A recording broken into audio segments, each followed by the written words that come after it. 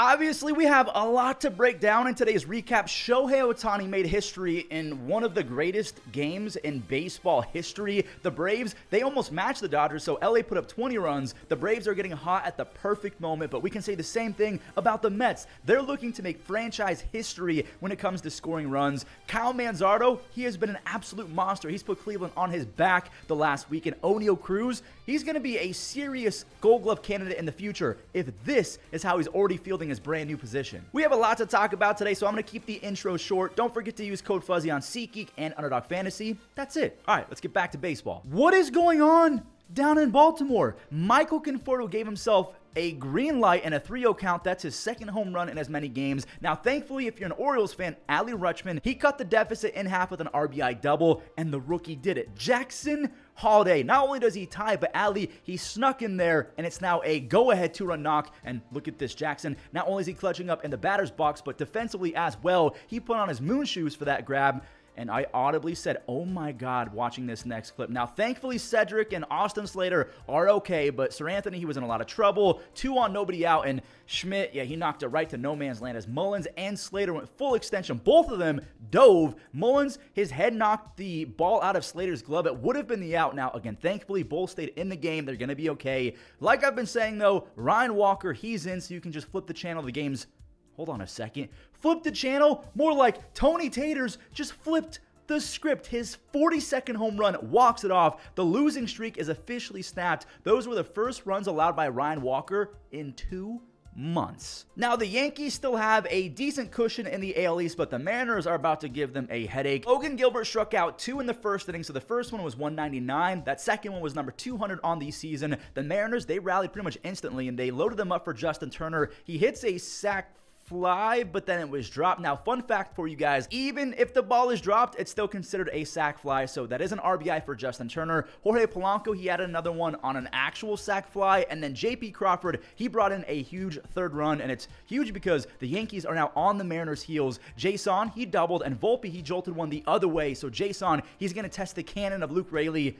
He got hosed. That was an absolute strike from Raley. So instead of this Jazz Chisholm Jr. 2-run home run being a game-tying home run, it's still 3-2. Logan Gilbert, he bared down. He stranded 2 in the 4th inning with 2 strikeouts. He ended up with 9 punch-outs, and that pretty much does it for the highlights.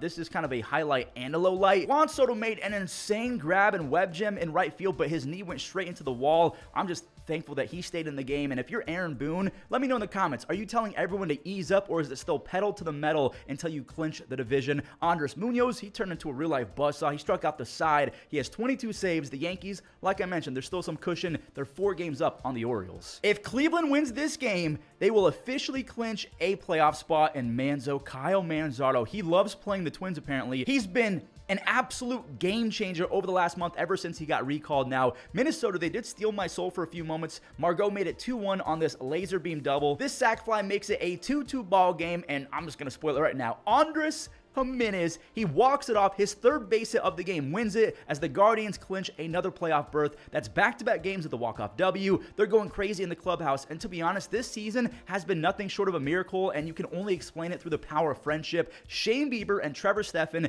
both had Tommy John. Gavin Williams, he missed 2 months with a UCL scare. That's your pitching elbow. Then he put up a 5+ ERA over 15 starts. Tristan McKenzie and Logan Allen also had 5 ERAs. Then they were demoted to AAA. Carlos Carrasco, a 5 ERA, then DFA'd. The only explanation is the power of friendship, magic, and the bullpen. All right, everyone, it is time. The Dodgers put up 20 runs, and 10 of them, half of them came from one guy. Ohtani, he doubled and then stole his 50th bag of the year, so he's 2 home runs away from going 50-50. Here's another base hit. Here's another stolen base. So that's 48 home runs and 51 stolen bases.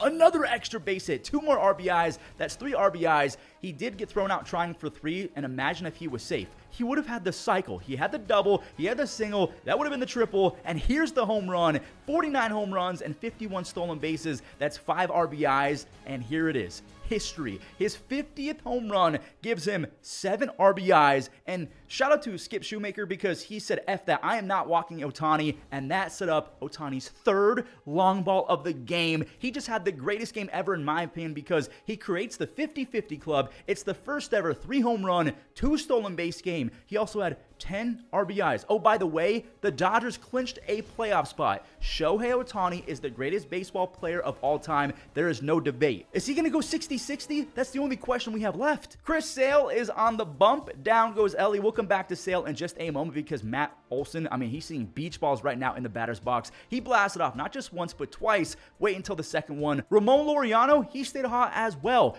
4 home runs in 72 games with the Guardians. He gets cut. Now he has doubled that, 8 home runs in like 58 games with the Braves. He has a 131 OPS plus because, of course, he's Eddie Rosario 2.0, but on the right side of the dish. Matt, there's his second of the game. He has 7 home runs in 9 games at Citizens Bank Park. Oliver Dunn, he did tag Chris Sale for his first big league home run. But again, Chris Sale, he was good. 6 strikeouts. He's probably only going to get 1 more start this year, and hopefully he can lower that 2.38 ERA even further. Jorge Soler is waking up just like Matt Olson, just like Michael Harris, who we'll talk about in a moment. Soler didn't even know where that ball was. He was shocked it left. Harris, he had 2 in 1 game. That's 4 3-run home runs and 1 game for the Braves. Michael has 4 home runs his last 3 games. Ramon Laureano, he ends it with a web gem. He makes the final out, sliding, I should say, as Chris Sale improves to 18-3. The offense is rolling. They just need the Mets to let their foot off the gas just once, and Mark Vientos laughed at that idea. He's got 25 home runs. Pete Alonso, he secures a 7-game hit streak. By the way, they went back-to-back, so that's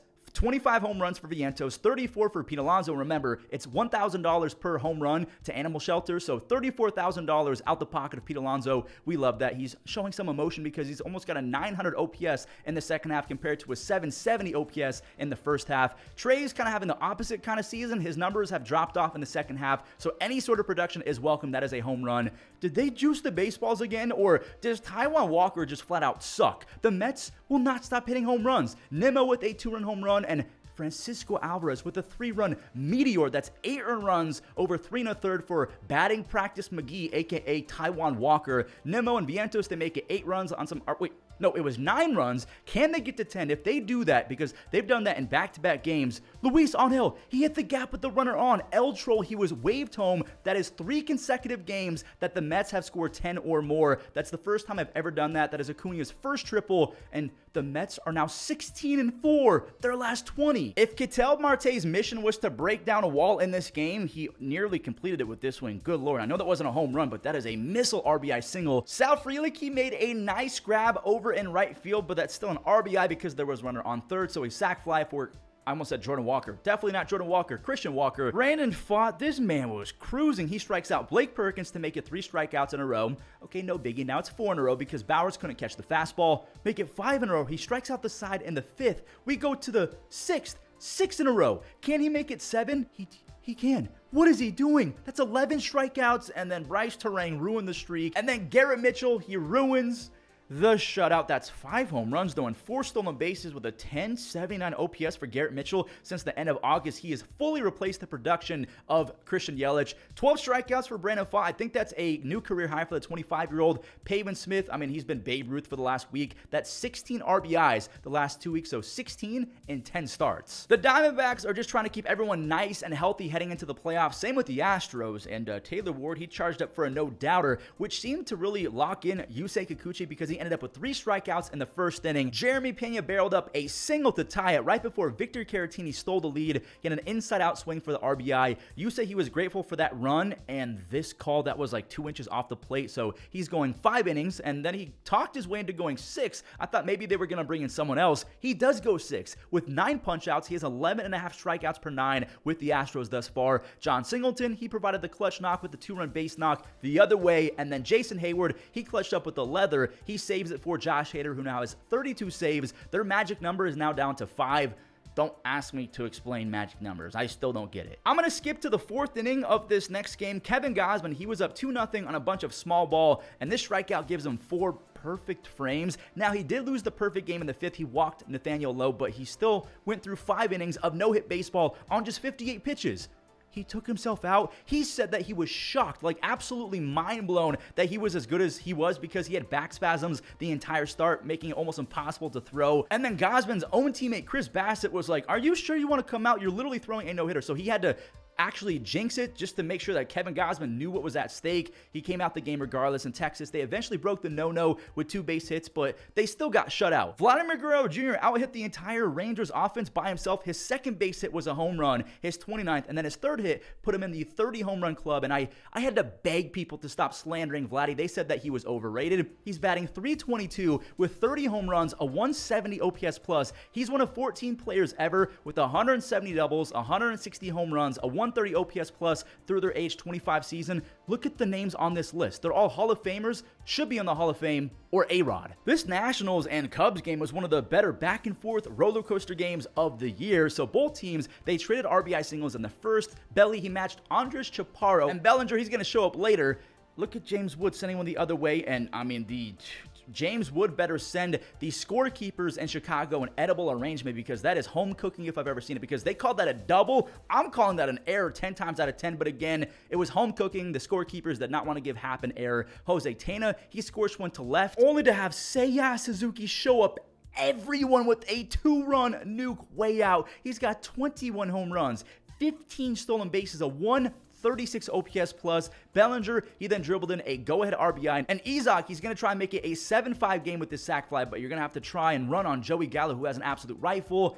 And it's up the line, but then my friend Joey Gallo steals the lead back with a thunderous swing, a 3-run left-on-left crime. He's got 8 home runs, but only a 71 OPS plus. I need a bounce-back season from Joey next year, if that's even possible. Here comes the Cubs, though. Ian and Dansby, they had back-to-back base hits. That's 3 hits for Dansby Swanson. And then Belly, he secures a 3 RBI day. He had 4 home runs and 16 RBIs last month, which is pretty decent. He's already there in September. Isaac, he sealed the deal by doing his job. He put the ball in play. That's the final run of the day as Porter Hodge. He's quickly becoming one of the more underrated relievers in baseball. He has a 2 ERA and 6 saves. I'm telling you guys right now, with his height and speed, O'Neal Cruz, he could win multiple Gold Gloves in center field. Maybe, I don't know, I'm just hyped up that he made this play. The 6'7" former shortstop is looking like the Dominican Superman out there. Jordan Walker, he was playing hot potato with baseballs. That's why Nicky Gonzalez, he's able to motor all the way to third base, and that means that he can score on this Brian De La Cruz sac fly. Goldie with the excuse me base hit, and then Arenado, he took a walk, so that set up a duck on a pond situation for Brendan Donovan, and there it is, a tie ball game. You guys ready for some deja vu? Goldie went the other way again, and he was brought in by Brendan Donovan. So Eric Fetty, he's got a chance. Okay, he was taken out, and then Yasmani hit an absolute no-doubter, and when Yasmani knows, he knows. So the next team to score is going to win this game. Nick Gonzalez with another rocket base hit as O'Neal Cruz scores. That gives the Pirates the lead, and Aroldis Chapman, he converted the save. This is going to be a fun start to the Sox and Rays game. So Willie Abreu has a cannon, and Jose Siri, he's at third. He can fly, but it wasn't even close. Brian Bayo, he really carved after that. I'm going to tip my cap to him, but he had to battle Zach Littell. He hasn't allowed a run in like a month. I think at one point after this near collision in foul territory, he set down 10 consecutive Sox in a row. That 6th shutout, which means that he's gone 19 straight without a run allowed. He kept it going. 7 scoreless. He hasn't allowed a run in 20 consecutive innings. By the way, he tossed a 1-hitter. Taylor Walls, he stole a bag later on, and then he got to third on the bad throw. So this Carlson RBI chopper, it makes it 2-0 Rays. This game was kind of boring. They set down 27 of 28 Red Sox, just 1 base hit, 0 walks, literally just 1 over the minimum. Well, everyone, that does it for today's recap. I appreciate all you guys watching. If you stayed until the end, do me a favor, leave a like, subscribe, and enjoy the web gems. On the ground at shortstop, that had some pace. Turner guzzles it up, throws to first. What a play. Ring muscles one towards third. A diving play by Eugenio Suarez. Fordo springs one to center. And that is up the middle. What a pick by Tommy Edman. Oh, what a... The payoff again, and this is bounced by the mound and stopped by Lopez. Long throw to first, and he gets... On the ground, second base. Stott smothers it and throws to Turner.